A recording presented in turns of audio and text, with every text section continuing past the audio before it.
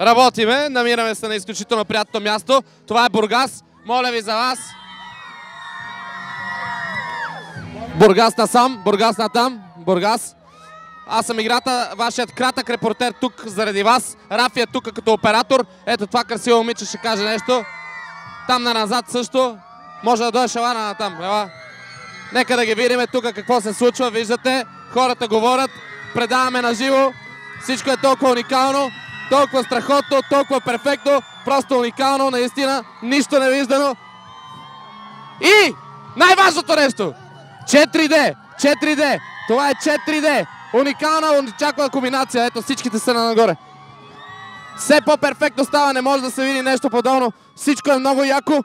А така, еволата после ще извикаме също. Това е много яко, особено когато хората видят камера и си въобразяват, че ние го правим на живо. Обърни се на ната. Добре, до тук вече с тези неща. Елате на насам. Да, ми видяхме вече, всичко нужно беше тук.